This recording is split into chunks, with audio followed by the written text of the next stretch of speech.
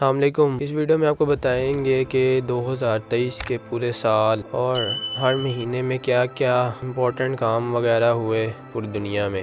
جانیے 2023 کا خلاصہ اس مختصر سی ویڈیو میں۔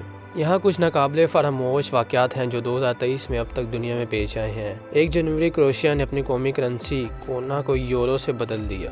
24 جنوری میں یوکرین پر روس کے حملے میں نئے اضافے کے بعد قیامت کی گھڑی 90 سیکنڈ سے آدھی رات پر رکھی گئی تھی۔ ڈومس ڈے کلاک اس بات کی نمائندگی کرتا ہے کہ دنیا ایک بڑی تباہی یا مکمل ایٹمی جنگ کے کتنے قریب ہے۔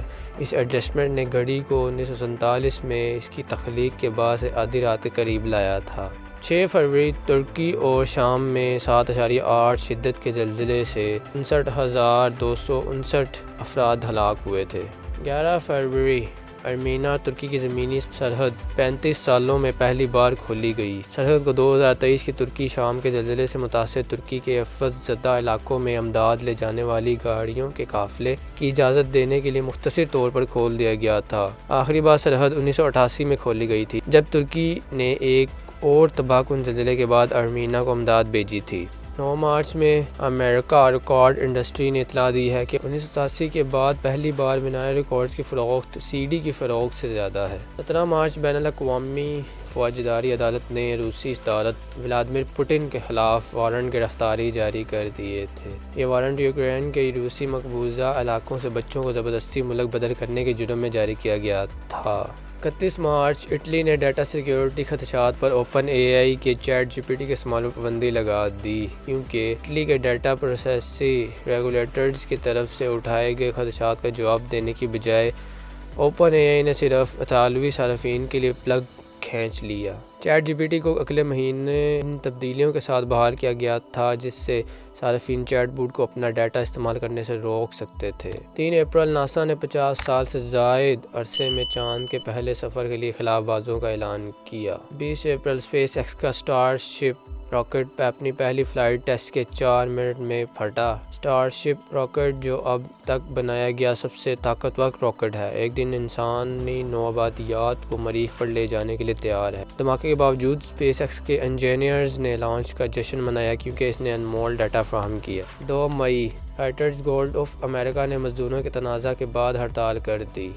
Alliance of Motion Picture and Television Producers کے خلاف ہڑتال کووڈ-19 وبائی بیماری کے آنے کے بعد سے امریکی فلم اور ٹی وی پروڈکشن میں سب سے زیادہ بڑی رکاوٹ تھی۔ 25 مئی ایف ڈی اے نے ایلون مسک کو اس کے نیورال برین امپلانٹس کو انسانوں پر آزمانے کی اجازت دی۔ 16 جون گریمی ایوارڈز کے قواعد کو اپڈیٹ کیا گیا تاکہ اے آئی سے تیار کردہ گانوں کو محدود کیا جا سکے۔ نئے قوانین میں واضح کیا گیا ہے کہ وہ گانے جو مکمل طور پر اے آئی کے ذریعے تیار کیے گئے ہیں ان پر ایوارڈز کے لیے غور نہیں کیا جائے گا۔ ایسے گانوں کی اجازت ہے جو صرف جزوی طور پر اے آئی کے ذریعے لکھے گئے ہیں جن میں بامعنی انسانی شراکتیں ہیں۔ 21 جولائی گریٹا گیورگ کی باربی اور کرسٹوفر نولان کی اوپن ہائیمر۔ بہت سے لوگ دونوں فلموں کو بیک ٹو بیک دیکھنے کے لیے سنیما گھروں میں جمع ہوئے۔ دونوں فلموں کو 5 گھنٹے کی میراتھن میں تبدیل کر کے خوشی سے باربن ہائیمر کے نام سے تیار کیا گیا۔ 26 جولائی نائجر کے صدر محمد بازوم کو فوجی بغاوت کے ذریعے عہدے سے ہٹا دیا گیا۔ اس نے 1960 میں فرانس سے آزادی حاصل کرنے کے بعد سے نائجیریا میں 5ویں بغاوت کی۔ 19 اگست روس کا 25 لونر مشن چاند پر کریش لینڈ کر گیا۔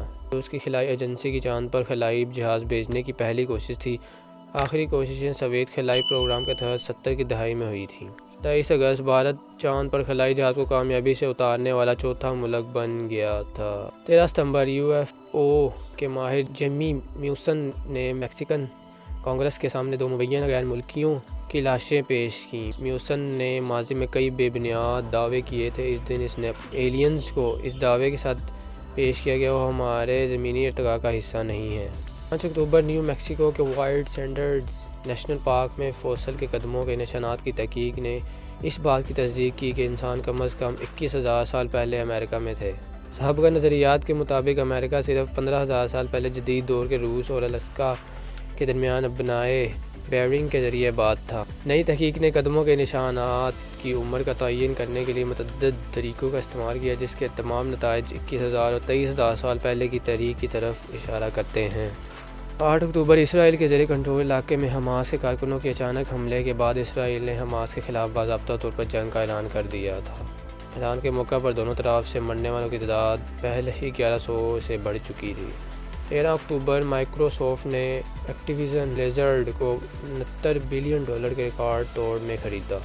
مائیکروسافٹ کے چیف گیمنگ ایگزیکٹو نے اعلان کیا کہ قبضے کے باوجود گیمز کی پسندیدہ فرنچائزز معمول کے پلیٹ فارمز تک قابل رسائی رہیں گی۔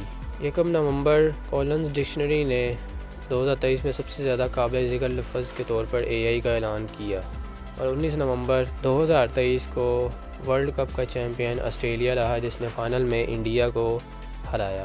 24 نومبر غزہ میں حماس اور اسرائیلی فورسز کے درمیان 4 روزہ جنگ بندی شروع ہو گئی۔ پہلے دن اسرائیل نے 24 یرغمالیوں کے بدلے 39 فلسطینیوں کو رہا کیا۔ تبادلے کے علاوہ جنگ بندی نے بین الاقوامی امدادی گروپوں کو غزہ میں انتہائی ضروری ہنگامی سامان لانے کی بھی اجازت دی۔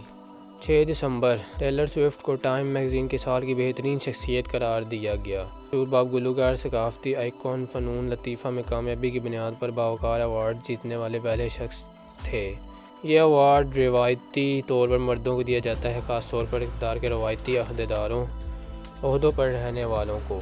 اور یہ تھی انفارمیشن 2023 کے پورے سال۔ امید ہے آپ کو یہ انفارمیشن پسند آئی ہو۔ اگر پسند آئی ہے تو ہمارے چینل کو لائک، سبسکرائب اور شیئر کرتے رہیں۔ شکریہ۔